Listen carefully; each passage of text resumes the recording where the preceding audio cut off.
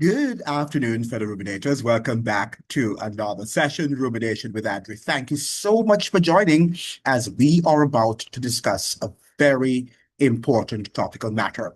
And this afternoon, we are going to look at why Jamaica, Trinidad, and Guyana need an Ibrahim Traore. Why Jamaica, Trinidad, and Guyana need an Ibrahim Traore. And I'm titling my video this because I realized that these three countries, one located in South America, which of course Guyana is located in South America, but it's a part of the Caribbean community.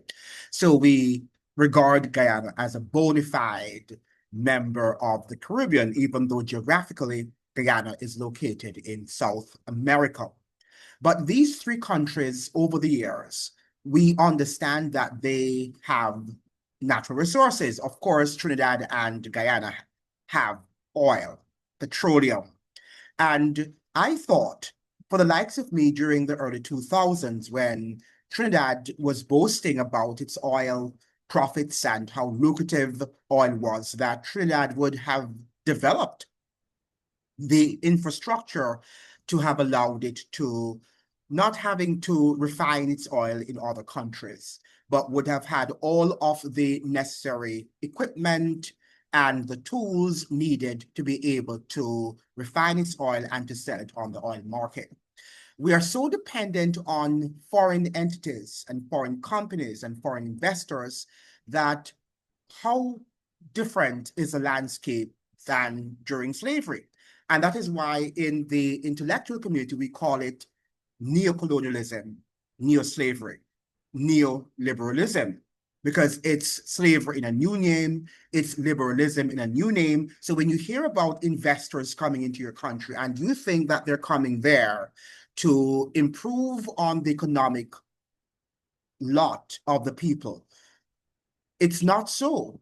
What they're doing actually is they're coming to buy off most of your assets, and whatever they invest in your economy, they take it out for the most part. And they leave, yes, some amount of crumbs, but it's crumbs. It amounts to crumbs. It's not anything that is worthy.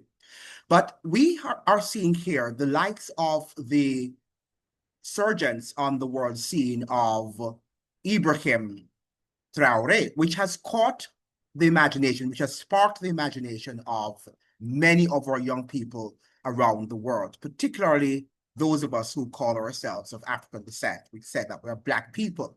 So we think that all Black people are one and we are fighting the same battles.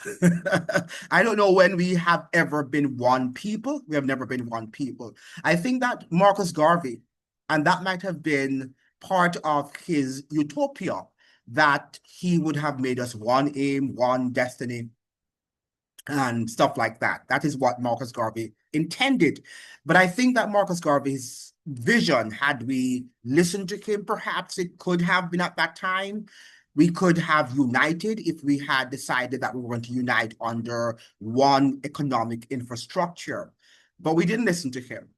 And we are in the mess, the pickle that we find ourselves in. We are not in a good position, because even though many of these countries, or the countries that I have referred to about, that I refer to, that have referenced rather, Jamaica, Trinidad, and Guyana. Jamaica, its main natural resource is bauxite. We don't have a lot of natural resources or prime natural resources as Trinidad and Guyana, particularly Guyana. Guyana is an oil-rich country. It also is rich in bauxite, and I think they have some amount of gold reserve there. I'm not sure, but they have some amount of natural resources that are not prevalent in Trinidad and also particularly in Jamaica. Now, why do we need an Ibrahim Traore? Because we are in a situation in which we don't, for the most part, own the resources of our land. We don't own the resources of the different countries that we find ourselves in. Trinidad, the other day, as we learned, needed to have sent its oil, its raw oil, its petroleum, to Jamaica to be refined by the Petroleum Organization of Jamaica, Petrojam. Okay? Then it was trying to now ink out a deal with Venezuela to be able to use their oil refinery in Venezuela. But that is something that is interesting. Why hasn't Trinidad, for all these years that it was benefiting from the oil boom that was there, why hadn't they built different refinement centers there in Trinidad, in the hopes that, one day they will be independent, they will be self-sufficient? But that is not how the elites in our countries think. And as I say elites and the ruling class, let's talk about the fact that our education system, particularly at the university level, they tell us that it's these Western imperialists, that we, American and Western imperialists, of which we have to be careful and we have to fight against. But nobody's talking about the ruling elites who reside in our walls, within our walls, whether it's in Trinidad or it's in Jamaica or it's in Guyana or it's in Africa. It's in Nigeria or Ghana or any of these African states, these African countries. No one is telling us about them and the fact that they are united with the American and Western ruling class. Nobody's talking about them. We think that we are fighting against a common enemy. But what if our enemies are also within our own borders? And they could also be some of the main culprits. These are the questions that we have to ask. But let us look at the whole, why do we need an Ibrahim Traore? Now, in the workers' part, there's a newspaper online titled Workers' World, Mundo Obrero. And that is Mundo Obrero, which means workers' world, because obrero means workers, and you have mundo, which means world. Now, the author of this article and is R.J. Red, and the title of the article I should have said, Defend Ibrahim Traore and the Alliance of the Sahel States. Now, for those of you who do not know, Ibrahim Traore, not Abraham Lincoln, right? Ibrahim Traore became the president of Burkina Faso in 2022 when he launched a coup against the reigning president of Burkina Faso, that country, whose name was Paul Henry Damiba. Now, it's interesting that Damiba himself, before he was, booted out of office, that he also launched a coup against the former president. And I did tell you that of the 65 years that in which Burkina Faso has been independent, has been an independent nation, 45 of those years, right? 45 out of those 65 years have been military juntas. So they have, the people there in Burkina Faso have been under a military dictatorship for the 45 years of the 65 years in which they have become independent, a so-called independent nation. So it's almost that the people are accustomed to these military juntas and military dictatorship.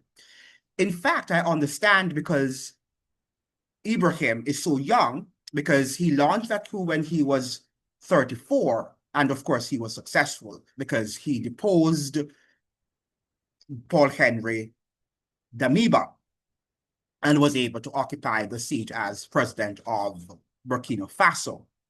Now, Ibrahim Traore, because of his youthfulness and his rhetoric about putting an end to American and Western imperialism, he has jived well with young people. That message has resonated with the younger people, right? Who are the TikTok generation and the YouTube and the Instagram. And he posts videos and he seems to be charismatic. He is a great orator. And they really think that he is their messiah. the Messiah has come to deliver them out of the grips of Western and American imperialism, because Africa is tired of US and Western imperialism, because the fact is that Africa is an oil-rich, not oil-rich, but resource-rich continent. Lots of natural resources are present on that continent, in these different continents. And Burkina Faso, we shall learn that apart from oil and gold, they have, I don't think they have oil, but they have gold definitely. It's a gold-rich country. But they have other natural resources like copper and diamond, right? It's a very resource-rich country. And that is why you have the likes of the French and the Americans and other Western allies who desire to control the country. And even though it's rich in gold, and gold, as we know, is something that the entire world wants, but yet it's one of the poorest in the entire world. For this reason, Ibrahim Traore has decided that enough is enough, that we've had enough of American and Western imperialism. Now, what he's saying is mere rhetoric. We don't know if he is the real deal. Absolutely. We also need to understand that he is a military dictator, because I think he said that after he had launched that coup, that he would have spent probably 2 or 3 years, and then he would have returned to constitutional rule. But he hasn't done so. I think he has set up laws that he'll continue until 2028, 2029. So oftentimes when these military leaders come in, they will tell you what you want to hear.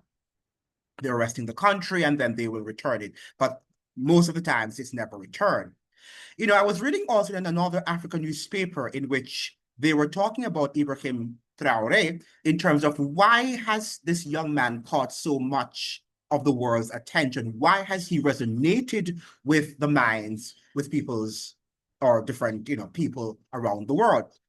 And the whole matter was, the whole thrust of the article, the major, thesis of the article was the fact is that how is he different from any other military leader that Africa has had? Because Africa has had different military leaders, including in Ghana. And, the whole matter is that he has been able, through social media, to capture, and he is speaking stridently against Western imperialism. But so did Thomas Sankara, so did Nkrumah, and loads of other African leaders who did that. But somehow, I would think that the TikTok generation, in which we can post very short videos, would have captured the imagination of people around the world, particularly people of African descent. Now, Trinidad and Guyana, with their oil, could have been a tower of strength in the Caribbean and Latin American region, but obviously they're not. Even though they are oil-rich, these are two oil-rich countries, but they are controlled by foreign investors, Chevron, or the other oil investors, these monopolized oil giants, if you will. Now, the question is, let's look at what this article is saying and the accomplishment of Ibrahim Traoré. And have we, when we say that we have or we need an Ibrahim Traoré, let us look at what Ibrahim Traoré did, right? Or what his goals are, right? What his goals are. Traoré's presidency in many ways falls in the footsteps of Thomas Sankara, which was the revolutionary president from, I think, 1981 to 1985. The revolutionary Pan-Africanist and the Marxist leader of Burkina Faso, who was assassinated as part of a pro-imperialist coup in 1987. Like Sankara's government, Traoré's administration has made huge leaps of progress in healthcare, education, infrastructure, and economic restructuring. This program has allowed the people of Burkina Faso to begin reaping the benefits of their own resources. rather than being an extraction point for US and European corporations. Because that's what we are essentially, whether it's in Jamaica or it's in Trinidad or it's in Guyana, we are extraction points for US and European corporations. Look at what this guy has done, Ibrahim Traore. Under Traore, Burkina Faso has moved to nationalize its gold mines. So it's nationalizing. Has Trinidad nationalized its oil reserve? Has Guyana nationalized its oil reserve? Has Jamaica, is bauxite nationalized or is it privatized? Is it owned by companies, US and European companies? These are some of the questions we have to ask. Previously held by London-based companies. So his government also expelled French troops from the country in 2023. He has criticized France for protecting and facilitating terrorist groups in order to destabilize African countries, as well as installing puppet regimes loyal to French colonialism. In March of 2025, just shy of how many months ago, 3 months ago, President Traoré announced a 5-year plan to construct at least 55 modern communal hospitals. 5 years. Now, do you know that it would take Jamaica perhaps what? 100 years to build 55 modern communal hospitals. I don't know how long it would have taken Trinidad, but knowing how Jamaicans are very slow, and it takes us probably 10 years to build 2, you really wonder if we don't need, or the reason for which we do need an Ibrahim Traoré, so that we can build our medical or healthcare infrastructure in Jamaica. Just this year alone, the government will begin construction on 20 medical centers. Just this year, 20 medical centers in 1 year. And these are modern communal hospitals. 2 hemodialysis units, 5 resuscitation units, and a heart institute. These are very important aspects of our health. At the end of 2024, Traoré announced the opening of the country's first locally funded factory, which is a tomato processing plant. So he is trying to make the country self-sufficient, right? So that he does not have to depend on foreign corporations. These advances are major steps towards Burkina Faso developing its own economic sovereignty and breaking the chains of colonial dependency on foreign investment. What are we hearing in Jamaica, in Trinidad, and in Guyana? That we have to have foreign investment. And foreign investment is synonymous with neocolonialism, that you do not have economic independence. You do not have economic sovereignty. All right. So when we hear about foreign investments, and we all often hear the likes of the Bruce Goldings and the Andrew Holnesses and the Mark Goldings, all they tell us is that we need to attract foreign investors. And if we attract foreign investors and their investments, everything is going to go well with us. And what they are not telling you is that when these foreign investors come into your country, they extract the wealth from the country and they expatriate the wealth. The wealth is not going to remain in your country. That is what you have to understand. And recently, there was a news item that came out of Guyana and the world, of course, by large, because whatever comes out of any country now, because we live in a global community, we know that everybody hears about it. If you have access to the internet, you are going to hear about it, right? So we heard that Guyana has recently found other big oil fields. And it's great news of billions of dollars that is going to yield for the country of Guyana. But, in the papers this morning, the STROIC paper, a paper coming out of Guyana, and I would like to point out to you, why is this thing coming up? And I'm trying to get this thing up on the thing. Okay, right. So the strike. So just be patient with me. Make sure you're liking the videos and you're subscribing. Please like the videos and subscribe to the channel. Very important that you do that. So we have here, oil for all could hit home. And this is a letter to the editor, and it was written in the Starbroek News, the Starbroek, it's not strike, but Starbroek News, and newspaper coming out of Guyana. Listen to what this author is saying. With elections coming up in September, any party coming to win in Guyana needs more than just big promises. The people want action, real, visible change. They're proud of the oil boom, sure, but they're also frustrated. The streets may be buzzing about GDP growth, but many Guyanese are still asking, when will that wealth reach me? That's what they're asking. So even though Guyana is boasting about oil wealth, but the people of Guyana are not benefiting from the oil wealth about which they speak. And that is what we talk about foreign investments. That huge chunks of the profits do not remain in the country. They leave the country, and that is for us to understand. We've got to understand it. We've got to know what we're talking about. Okay?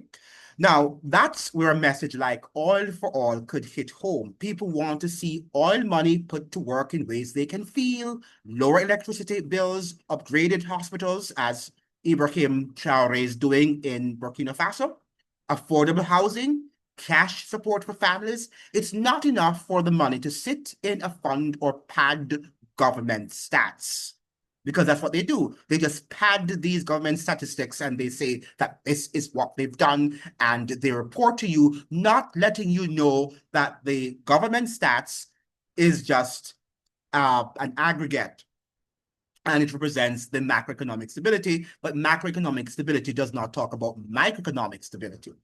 It has to improve lives now, but politicians won't act unless they feel the pressure. We have to pressure them, and that pressure can come from the people. Guyanese can demand open town halls, challenge candidates directly on how they plan to spend the oil revenue, and vote only for those who commit to specific trackable outcomes. The fact is that the oil revenues don't belong to them because they don't have the equipment and the tools to extract the oil. And that is what they're not telling us. Then there is the matter of safety. Crime, border tensions with Venezuela, and regional instability are all on people's minds. But let's just end there, because the point I wanted to emphasize was the fact that this author and many Guyanese, including intellectuals, are suggesting that the oil deal with Chevron and the other companies that are there have not done Guyana well. These contracts have been and were in the favor of these oil giants. So this is what we're talking about. And this is why people like Michael Mann of Jamaica in the 1970s, he wanted to nationalize. And when we say nationalize, we're not saying that the entire asset has to be, nationalized, but at least I would say 80–90% of it should be owned by the people, by the government who represent the people of the country. But when you have these private investors coming into your country, it's no different from when they had slavery, because that's what happened. The slave labor, the slave economy was built on investors, but the investors were coming from Europe, from North America. And then they expatriated their profits. They would have their overseers and the drivers and stuff like that, which we see some amount of economic activity, but it's not really going to get to the people, the slaves. The slaves weren't benefiting from the, grandiose, from the lucrative economic performance in these countries. Jamaica being one of England's most profitable slave colonies. Yet still, the majority of the people who were slaves were extremely poor. Okay? They were slaves, and that's the whole thing. And how different are we now? Aren't we still slaves? I think we are. I think we are, if truth be told. Now, listen to what the article continues to say about national sufficiency, right? Traore's bold economic policies oriented around national self-sufficiency, combined with revolutionary condemnations of the worldwide imperialist capitalist system, have made him a hero to African people and oppressed people around the world. So he has his organizing a regional bloc of countries to oppose colonialism. These acts have also made him the number one enemy of the imperialist ruling class, right? So that is what, so Traore walks in the footsteps of leaders of our class like Thomas Sankara, Kwame Nkrumah, and Che Guevara. The people of Burkina Faso have declared, we will never let you do to Ibrahim Traore what you have done to Thomas Sankara. It will never, ever happen again. And Thomas Sankara was a revolutionary Marxist, a former president of Burkina Faso.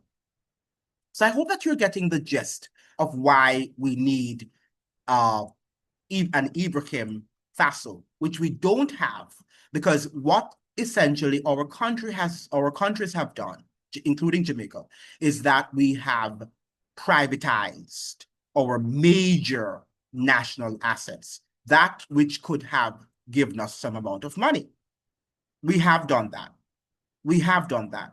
And as a result of that, we find ourselves in a pickle, right? We find ourselves in a pickle because here is Ibrahim Traore, who finds himself, I should say, trying to build his country, build up the health infrastructure, and nationalize the gold reserves in his country, and planning to use building an oil refinement, not an oil refinement, but a gold refinement center. Why is it a gold refinement center in Burkina Faso? So he doesn't have to send the gold to France to be refined and then sent back to Burkina Faso.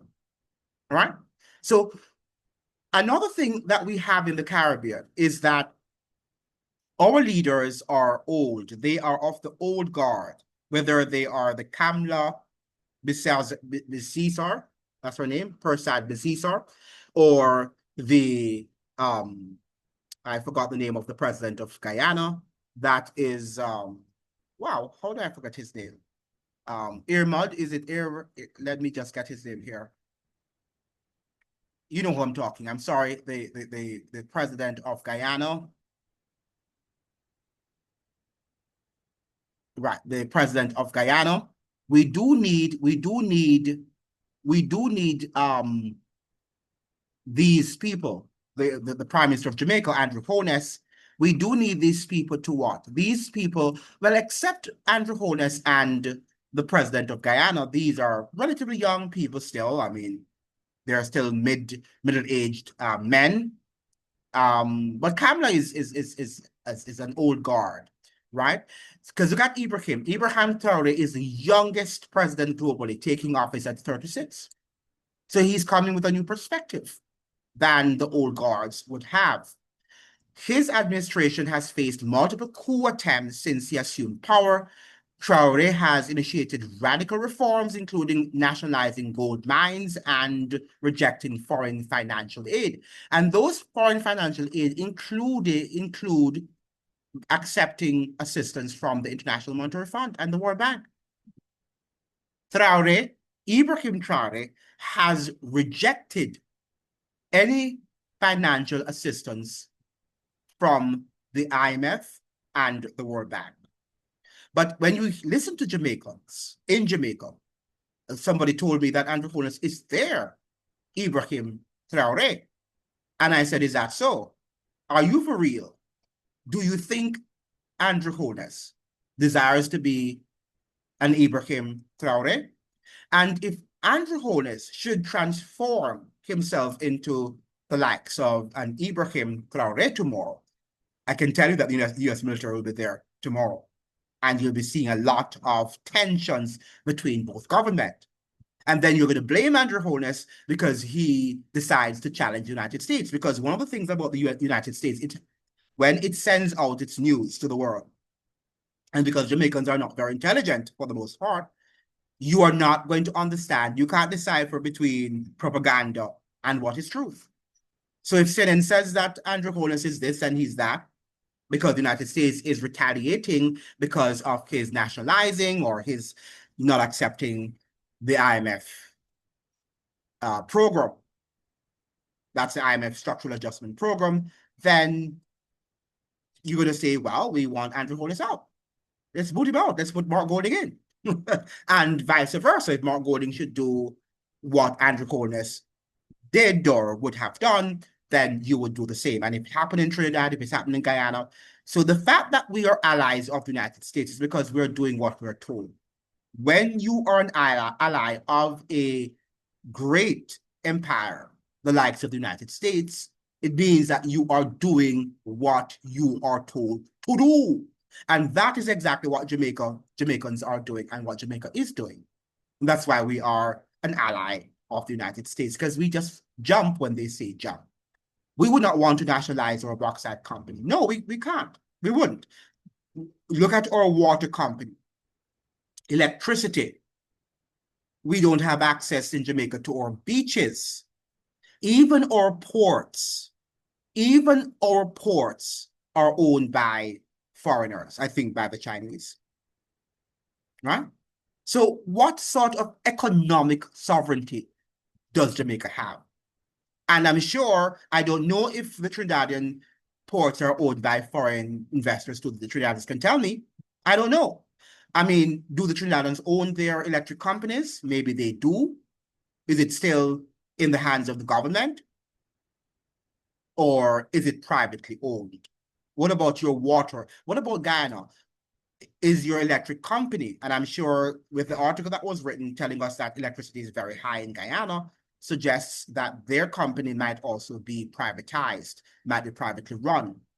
But I would like the Guyanese to let me know if it is a fact in that in Guyana that the electric company and also the water company are in the hands of private investors, because that is what it's about. Our countries have morphed into, particularly during the decades of the 1990s and onward, because of the ideology of neoliberalism, we have corporatized our states. So Jamaica is a corporate state. I'm sure Trinidad is also, and Guyana. So even though they're telling us about these wonderful discoveries of oil, and we heard about some smatterings of gossips going on in Jamaica about oil being found there, nobody's able to say if that is true or not true. Nobody has said it. Everybody's mouth is now silent on the matter, because everything in Jamaica is a 9-day wonder. Everything in Jamaica is a 9-day wonder.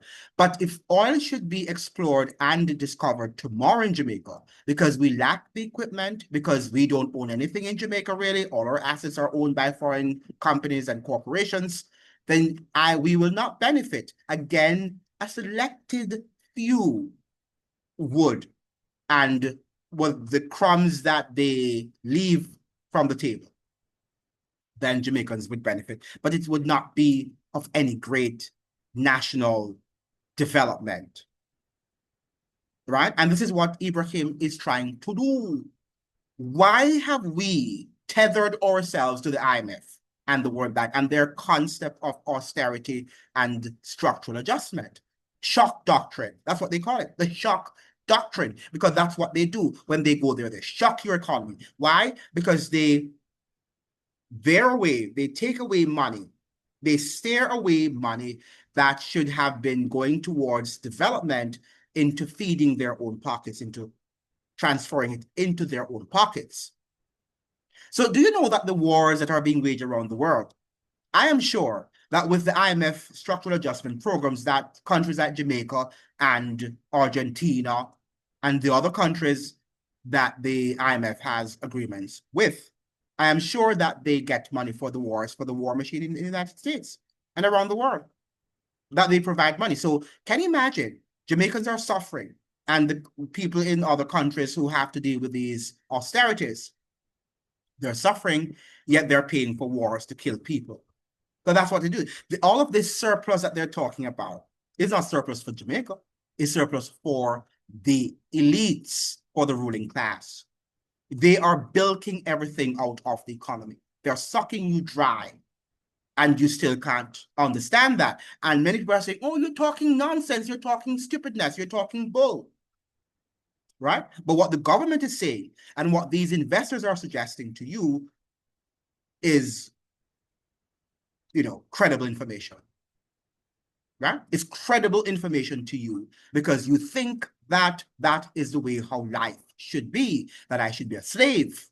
And that is the norm, that you should not have economic sovereignty. And you can't have economic sovereignty if you have IMF deal. You will not, never. Because the more they suck you, the more blood they suck is the more they want. Right? That is what the IMF does, and the World Bank. And Jamaicans have been jumping up. They are the only one. And I uploaded a video sometimes last week. You didn't watch it. Why are we the only country in the world that are so much tied and tethered to IMF and World Bank's philosophy and their ideology? Why aren't we anti-IMF? All the other countries, including Argentina. The only reason why they haven't stopped the IMF is because they don't have any power. But we don't even protest. Yet still the Rastafarians and Jamaicans are out there saying, yes, Ibrahim Traoré, we want you to be a successful president.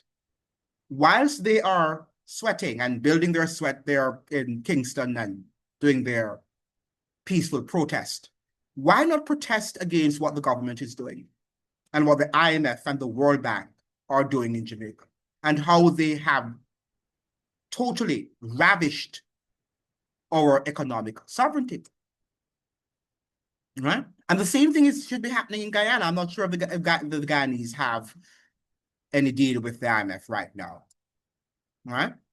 There are talks about the Trinidadians entering into agreement with them. But Ibrahim Traore, not Ibrahim Faso, but because it's Burkina Faso is the country, Ibrahim Traore is against the IMF. Ibrahim Traore is against foreign investors because he knows that foreign investors, and when I say he's against them, if he wants to have the preordinate power over them, he wants to be able to control the contracts. So I shouldn't say he's anti-foreign investors, but he wants the countries to operate in a way in which they have economic sovereignty. So they are the ones who will say yay or nay. In Jamaica, the IMF controls the economy. The foreign investors control the economy. Why? Because they control our natural resources. And that is what Ibrahim Traore is doing. He's saying, no. We have to have our natural resources returned to us. Because if not, then we are not a sovereign country. We're not a sovereign country. But in Jamaica, yes, we are a sovereign country if we have lots of foreign investments, even though these investments are owned by these people who come there and say they're making their phone investments, right? So this is what we have to understand. We need some radical reformation, the nationalization of our resources, whether it's bauxite or it's oil in Trinidad and Guyana. And we need to get back in Jamaica. We need to have our water company, or bauxite, or electric company should be returned back to Jamaicans, to the government. It should be nationalized. Now, look at what let's recap here what Ibrahim Traore has done. He has nationalized 2 gold mines and halted the export of unrefined gold, establishing a national refinery expected to process 150 tons annually. Government salary cuts. In a bid to address public discontent, he reversed salary increases for government officials opting to maintain his military salary. Now, would the Jamaican government do that? Andrew Holness was telling us the other day that the government ministers are not paid enough, and they could have been working for the private sector. And they decided to have made the sacrifice to have worked for government. That is not true. They are there because they know that they have perks to get and that they are closer to, the corporate donors and sponsors who control the economy. Infrastructure development. His administration has initiated the construction of a new airport and invested in agricultural projects. And we talked about the fact that he has also is about to invest in the construction of a modern fleet of hospitals, 55 hospitals in 5 years. 55 hospitals in 5 years. That is no ordinary venture to make. Now, the path forward, Burkina Faso is rich in minerals, including gold, zinc, and copper, yet it remains one of the poorest countries globally, right? And we can say that in Trinidad, that has a lot of oil. In Guyana, which has also a lot of oil reserves, why are these countries not first world countries? Trinidad was on the path to becoming one in around 2008, they're about 2009, and then things just collapsed, or before. It might have been before, because the global financial meltdown would have also impacted them. But they were going up when the oil prices were very high in the world. They were really doing some development.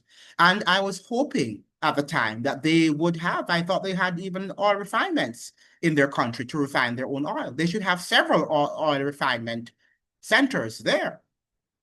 Doesn't seem like they have, because they would not be exporting the raw petroleum, the raw petrol to Jamaica to be refined, to be sent back to Trinidad. And then they're trying also to work with an oil and gas company in Venezuela. But of course, they weren't successful because of US imperialism, which halted that sort of contractual agreement. So we are here because of our decisions.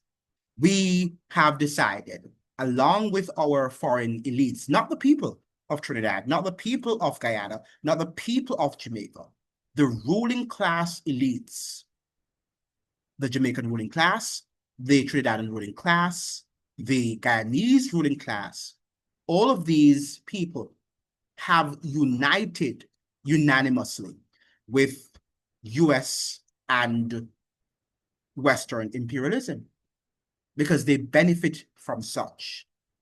They benefit from such. And this is why we need an Ibrahim Traoré. But I don't think we'll ever get an Ibrahim Traoré. Why are you so negative, Andrew? Why am I negative? Because people in the Caribbean, generally speaking, or politicians or financial elites, love money. And the love of money is the root of all evil. And when I say all, it's all. It's a chain of evil that follows when people love money. And one of the primary things that they will do, any friend you have that loves money, you should get rid of that person. Why? Because they will betray you. It's one of the first hallmarks of somebody who loves money. They will betray, even when they're smiling in the faces and they're talking to you and they're pretending as if they're nice. They, behind your back, they're stabbing you. So make sure that you understand that our politicians, our financial elites, for the most part, they love money too much, that they are not going to stand up and do the bold things that will make us and transform us into an economic sovereign, or into economic sovereign states. And I use Guyana, Jamaica, and Trinidad as an example because these have natural resources. But if we had set the example, if these three countries had set the example in the Caribbean, then other countries would have followed. Other countries would have followed. But because, you know, Ibrahim Traore, he has formed what you call the Sahel states, right? So he has Mali and Niger, along with Burkina Faso, that are uniting to develop their anti-imperialistic plans and to develop their country and to, you know, implement policies that will redound to building their economy, their local economies, and not to be exploited by foreign investors. But that is what we are doing in Jamaica. We're doing the opposite. We in Jamaica, in Trinidad, and in Ghana are doing the complete opposite. And that is why the writer to the editor in the Straurbeck, or yeah, forgive me for mispronouncing your paper, in the Guyanese paper, the letter to the editor was suggesting oil for oil, oil for all, oil for all, because they don't have oil for all. Right? They do not have oil for all. It's oil for the rich and the ruling elites, for the foreign investors and the ruling elites, who will send away their profits, and the Guyanese people will suffer, because these people are parasites. These people are parasites, and that is what you have to understand, and you have not yet understood. Okay? So you can say I'm talking foolishness and Jamaica is growing. You know, let me just say here, let me end this because I thought I had downloaded it, but let me see if I can go on it. But there is I want to read you a couple sentences. Why is this not behaving properly? I don't know. Why is this behaving? Okay, let me see if I can go on it. I wanted to read you something coming from the Black Agenda report, right? The Black Agenda report. Let me see those who read, or let me know in the comment section, those who read the Black Agenda report, which is a very good, you know, newspaper, you know, about what is happening in Black America and also Black people in the world at large. And this is a letter, let me see, an article, not a letter, but an article that, let me see if I can find it. I did not, yes, by John Jeter. And John Jeter is no stupid guy, right? He's no stupid African-American. Let us look at who John Jeter is. John Jeter is a former foreign correspondent for the Washington Post, and he is the author of Flat Broke in the Free Market, How Globalization Fleeced Working People, and the co-author of A Day Late and a Dollar Short, Dark Days and Bright Nights in Obama's Post-Racial America. Okay, now listen to what he's saying here. I'm just going to read you a couple sentences and start. His article is titled America's Best Economic Forecaster? Pizza, of course. That's the title of his article. Okay, that's the title of his article. America's Best Economic Forecaster? Question mark. Pizza, of course, with an exclamation sign. The shift from delivered to frozen pizza is a sign. Wages can't keep up with prices. Debt is crushing workers, and racial capitalism keeps us divided over shrinking slices. This isn't just inflation, it's collapse. It's collapse. And some of us are thinking that we're living in normal times and we're just going to get over this as we got over 2008, even though we haven't gotten over 2008. They perked up the economy, pretended to have done it, pretended they were just adding more Band-Aid to a festering sore. And the more Band-Aid that they have been adding over the years since 2008, it's the more that the sore is festering and becoming very cancerous, I should say. While economists, politicians, and pundits sift daily through a mountain of data, from unemployment rates to gross domestic product, inflation to bank lending rates, one overlooked economic indicator points unambiguously to a deep and imminent economic downturn. Let me repeat that. while economists, politicians, and pundits sift daily through a mountain of data, from unemployment rates to gross domestic product, inflation to bank lending rates, one overlooked economic indicator points unambiguously to a deep and imminent economic downturn, right? We're heading for that economic collapse. And that is what and it is engineered. This is deliberately, intentionally engineered because the elites want to enslave us and they want back their wealth.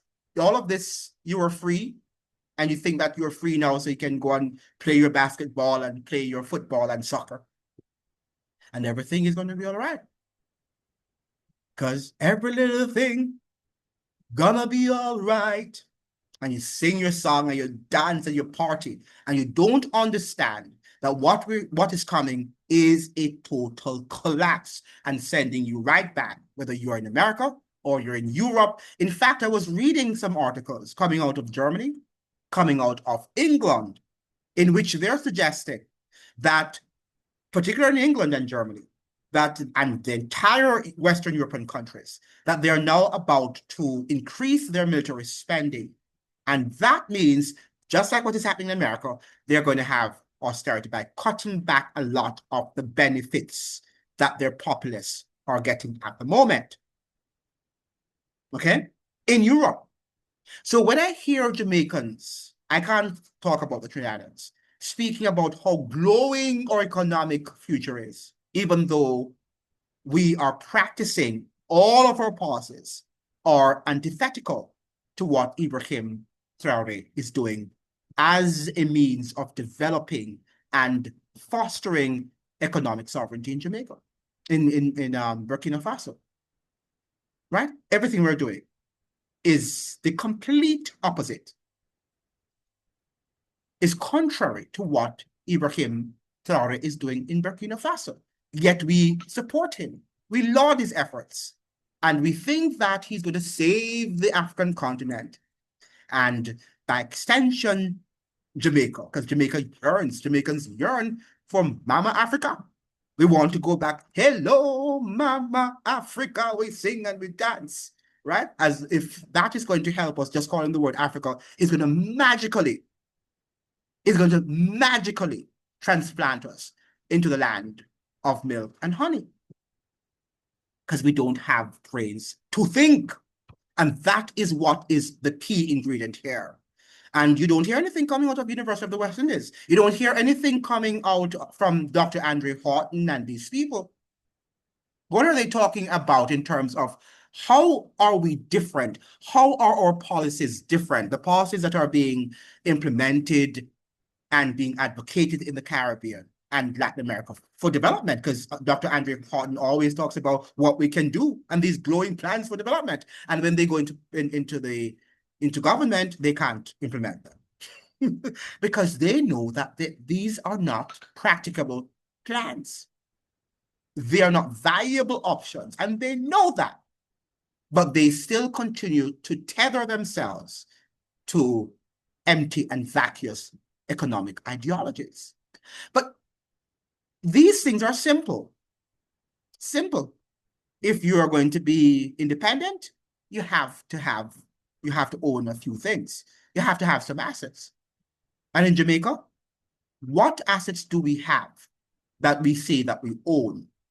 And if you have some investments by foreign entities, but do you own the large majority of that asset? Do you own 80 to 90% of that asset, or even 60%? Right? Nothing. I don't think anything in Jamaica is owned by Jamaicans. I can't say for Trinidad, I can't say for Guyana, but I almost want to bet, and I'm asking the citizens from those two countries to let me know, but I can almost speculate, and perhaps would be accurate, that very few national assets are owned, mostly by Trinidadians or the Guyanese people. I doubt it. I doubt it because of what our politicians over the years and our financial elites have engineered. And this has been a deliberate effort. So you can listen to your other podcasts and the mainstream media telling you about this great plan. Economy is growing. Because you can do the opposite of what Ibrahim Traoré is doing, and that is going to yield you economic dividends. Something is wrong with the thinking in Jamaica. Something is wrong with the way how Black people are thinking. And it's not only in Jamaica, it's throughout the diaspora. You have the Black Americans there in America, and they're just spending, and having, you see them coming and visiting countries, and you wonder what is in the head. You really wonder what is in the head, right? But everybody's voting. Everybody's voting for Ibrahim Traoré, even though they lack the moral courage, they lack the gumption, they lack the economic pride to do and to implement the policies that Ibrahim Traoré is implementing in Burkina Faso. What a Black people, what a people without a brain. And as the Bible says, without vision, the people will perish. And our people, including Jamaicans, are perishing, are going to perish because we lack the vision, we love lies, and we continue to do the same things over and over with the same results, which suggests that we are a mentally deranged people. Thank you so much for joining. I hope that you'd like, share, and subscribe, like the videos so the videos can be shared with as many people on the platform. See you in another video. Ciao.